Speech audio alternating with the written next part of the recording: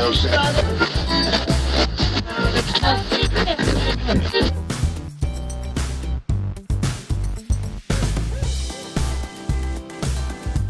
magandang tanghali, umaga, gabi, hating gabi, madaling araw sa inyong lahat. Kung saan man kayo nandoon mga ka-El Diablo, back again, lutuan na action. At kung kanina, gumawa tayo ng sardinas na may sotanghon na pansit.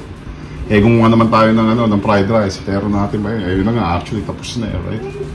Meron kasi ako natira na binarbecue kahapon. May mais. Ginayat-gayat ko yung laman. Tapos may konting chicken yan. Mix to ng chicken, corn na binarbecue ko kahapon. Leftover nga. And then yung pork belly as per usual. Ayan.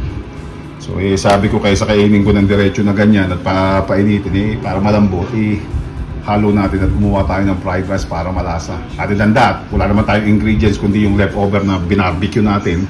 Kung di ba kasi minsan matigas. Right? So, ito ang ginagawa ko palagi. But anyways, marami na akong version. Ito yung mga manok ko ng leftover. Thought about it na i-share uli sa inyo. Ito may mais naman. Tapos actual na maggawa kayo ng maraming bawang at syempre kanin, bahaw.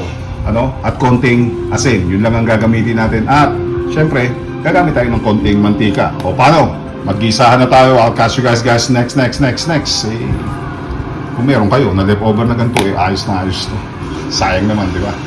Next! Ayun, nagbagong isip ko. Sabi, magdagdag kayo ng binating itlog. Tsaka, instead of asin, magtoyo tayo para mas maganda-ganda labanan. Okay, toyo itlog na binate. Habang, gawin natin brown yan. Tustahin natin yung garlic natin, ha? Next. Binating itlog. Nag-brown na yung habang, okay, brown na ito.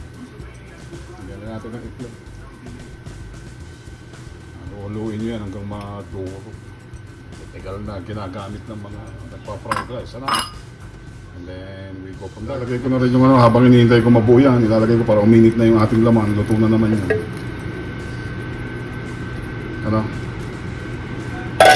And haluin na maigi. Right? Next! Ilagay ko yung kanin na mga ka-El Diablo. Lagyan natin ng konting nung matosta ng konti yung ating maluto yung itlog hinalo-halo ko dun sa lagyan nyo paunti-unti ng toyo tapos gawin natin ang haluin. Alright, sa mga lumat bago, maraming salamat. May like button, may join, mag-subscribe, mag-comment po tayo palagi at mag-share. Super thanks mga ka-El Diablo. At ayan, ulit natin hanggang maluto yan, haluin. Siguro another like 15 minutes or so, may kain ng blues na naman tayo na fried rice. Sige, haluin natin ng maigi. Pakikita ko sa inyo yung final nito at may next tayo. Alalayan sa toyo, okay? Dadagdagan ko pa yan ng konting kanin. And then pag naluto, lalagyan natin sa ibabaw ng greens. Alright, next. I'll catch you guys back. Next. Sa final nito. Love you guys! Mga ka-El Diablo, napakasimple lang naman, di ba? Mag-amblus tayo ng fried rice natin. So, ayan na yung ating, kung may leftover nga kayo, tatawagin natin ito ngayong barbecue, chicken and pork, corn, fried rice. Ayan. Ililipat natin talaga. Maglipatan tayo dito. Masarap. Kain ng blues na tayo, di ba? Hindi na masama. Pero natin doon sa sotanghon natin na na sardinas, tapos may spring roll yata ko lalagyan ko ng greens. So, sige, tara, ilipan natin at magkainan tayo.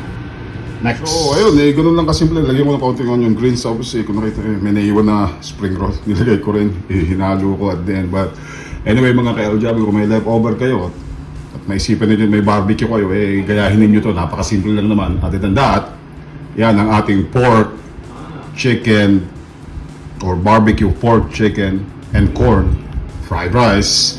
Catch you guys back next. That's what Mr. El Diablo is saying at the end of this video. Keep it tight, real and clean. Magkainin na tayo. Next. Love you guys all. Peace. Ladies and gents. Kain ng blues. Ayan na. Fried rice. Woot woo!